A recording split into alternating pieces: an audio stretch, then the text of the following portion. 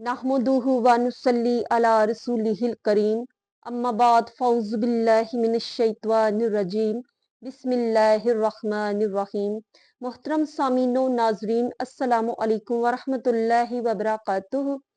आज की ये वीडियो स्पेशली मेरे उन बहन भाइयों के लिए है जो कि तहज्जुद गुजारी की सादत हासिल करते हैं। अवाम के अंदर बहुत सी गलत फहमियां हैं तहज्जुद गुजारी के बारे में, जो मैं इस वीडियो में क्लियर करना चाहती हूँ। आपसे गुजारिश है, जो इस वीडियो को सुन रहे हैं, ज्यादा से ज्यादा इस पैगाम को दूसरों तक पहुंचाकर सदका जारिया की सादत हासिल करें। कहा जाता है कि तहज्जुद का वक्त जो है इशा की नमाज के बाद शुरू होता है और फजर की अजान से पहले तक खत्म होता है।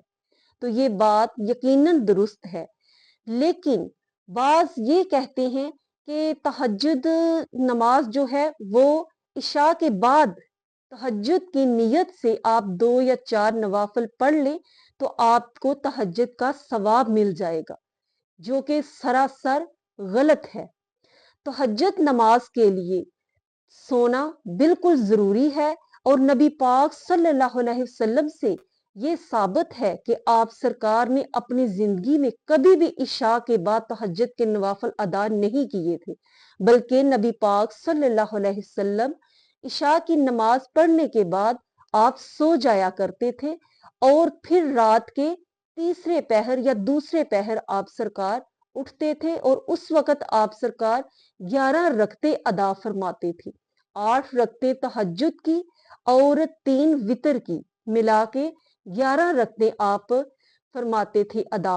और नबी पाक सल्लल्लाहु अलैहि वसल्लम से 8 रकते ज्यादातर ये मनकूल हैं, लेकिन मशाइख से 12 रकते तहज्जुद की जो है वो सुनी जाती हैं, देखी जाती हैं, पढ़ी हैं। और वैसे 2 4 6 जितनी कोई सादत हासिल करना चाहे उतनी अदा कर सकता है।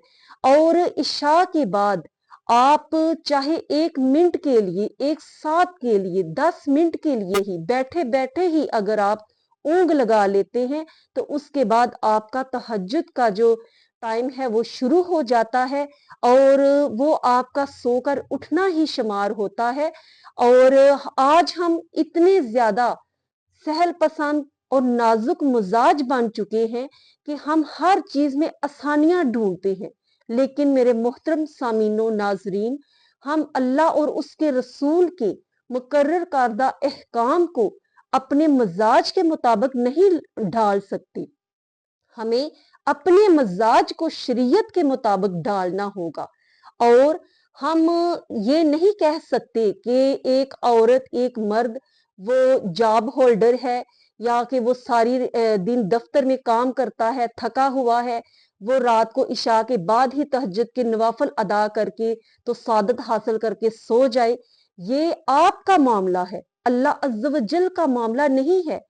आप हम नबी पाक सल्लल्लाहु अलैहि वसल्लम के उम्मती हैं और अल्लाह अज़्ज़ व जल हमसे 70 माओं से बढ़कर मोहब्बत करता है, लेकिन इससे कहीं ज्यादा मोहब्बत वो अपने हबीब नबी पाक सल्लल्लाहु अलैहि वसल्लम से करता है। और नबी पाक सल्लल्लाहु अलैहि वसल्लम ने कभी भी इशा के बाद नफल अदा नहीं किए तहज्जुद के, बल्कि आप रात को सोने के बाद, आराम फरमाने के बाद आप अदा किया करते थे।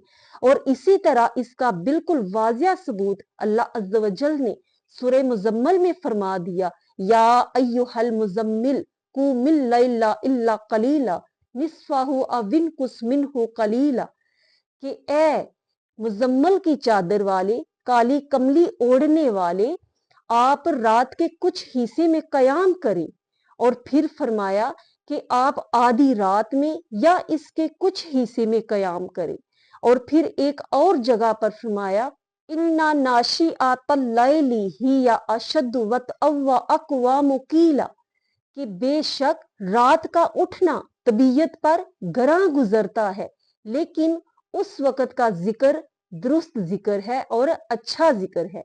यानी इसमें नबी पाक सल्लल्लाहु अलैहि वसल्लम को ये फरमाया गया कि रात का उठना बेशक आपकी तबीयत पर गरा गुजरता है, हर इंसान पर, लेकिन उस वक़्त का उठना तबीयत फ्रेश होती है, दिमाग जो है बहुत रिलीफ कर चुका होता है, उस वक्त तरोताजा होकर इंसान बारगाह इलाही में अच्छी तरह से हाजिरी दे सकता है।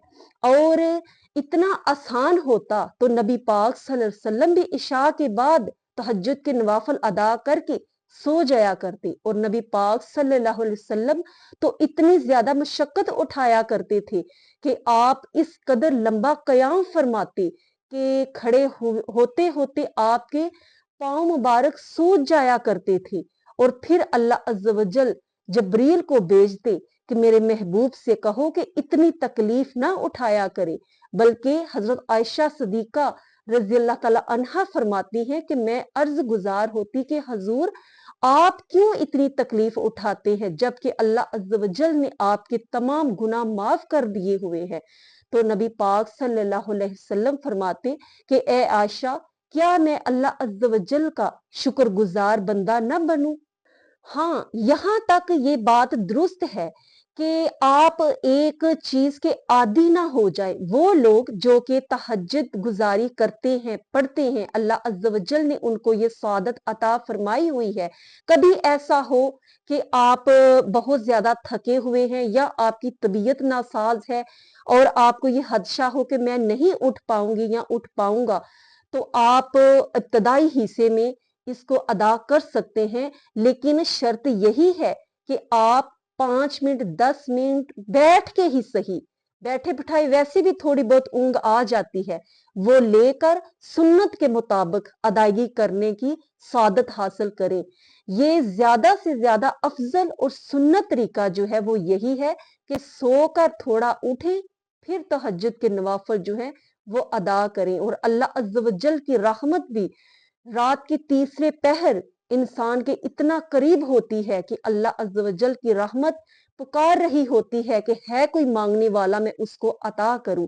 तो आज हम अपनी आसानियों के लिए अपने रोजमर्रा के मामलात में बिजी होते हुए इस तरह नहीं कर सकते कि हम आसानियां ढूंढें कि हम इशा के बाद ही तहज्जुद के नवाफिल अदा करके वो सआदत हासिल कर ले। ऐसा नहीं होता।